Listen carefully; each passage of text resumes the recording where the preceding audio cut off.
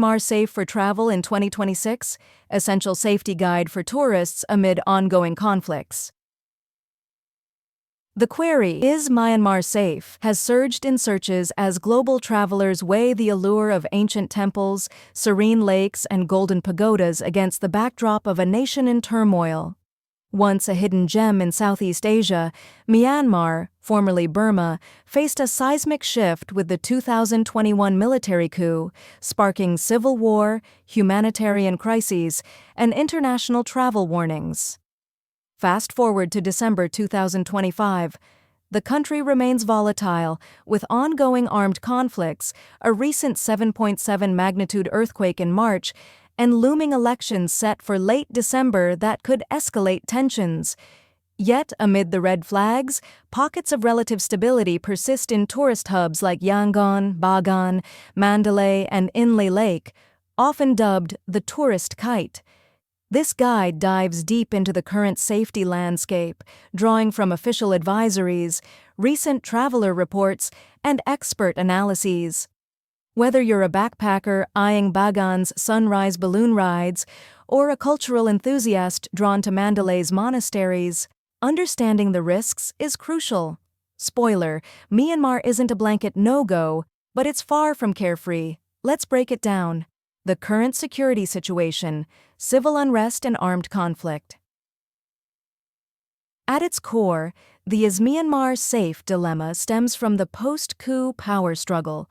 Since February 2021, the military junta has clashed with ethnic armed organizations, EAOs, People's Defense Forces, PDFs, and pro-democracy groups, displacing over 3.5 million people and leaving 19.9 million, nearly 40% of the population, in need of humanitarian aid.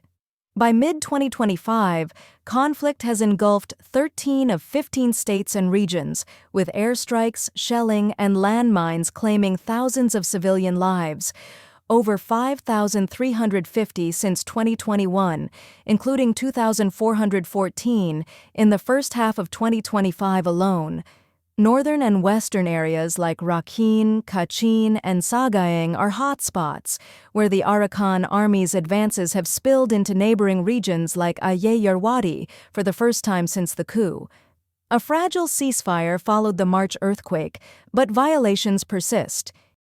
Food insecurity affects 15.2 million, exacerbated by blockades and crop destruction, pushing Myanmar into the very high concern category on global hunger indexes. The junta's push for December 28 elections, running into January 2026, adds fuel to the fire. Critics, including UN officials, call it a fraudulent ploy in an environment of suppressed participation and martial law in 63 townships. Expect heightened risks of protests turning violent around polling sites. For tourists, this means potential curfews, checkpoints, and sudden restrictions. Airlines must now share departure bookings with authorities 10 days in advance. Despite the chaos, tourist areas have seen minimal spillover. Recent Reddit threads from March 2025 travelers report absolutely no problems in Yangon, with locals welcoming foreigners as economic lifelines. Still, the U.S. State Department warns of wrongful detentions and arbitrary law enforcement, where even photographing protests can lead to arrest. Official travel advisories: what governments are saying. No Is Myanmar Safe guide is complete without dissecting global advisories. As of December 2025, consensus leans toward caution. U.S. State Department. Level 4. Do not travel. Due to armed conflict, civil unrest, poor health infrastructure, landmines, crime, and wrongful detentions.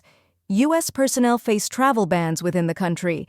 Dependents under 21 can't join. They highlight risks like taxi muggings and regime-enforced isolation via roadblocks. UK FCDO. Against all travel to Chin, Kachin, Kaya, Kayin, Mon, Rakhine, Sagaing, Magwe, and parts of Tanin Tharai, against all but essential travel to southern eastern Shan, Mandalay, and southern Tanin Tharai, but elections could change that overnight. Australia. Smart Traveller. do not travel overall, citing dangerous security, civil unrest, and armed conflict. Elections heighten rally risks. Consular help is limited. Canada and Ireland both echo avoid all travel, warning of politically motivated violence, terrorism, and kidnapping. These aren't alarmist, they're based on real-time intel. Enroll in programs like STEP, US, or register with embassies for alerts. Therefore, with elections looming, conflicts raging, and advisories blaring, "Do not travel," it's a high-stakes gamble.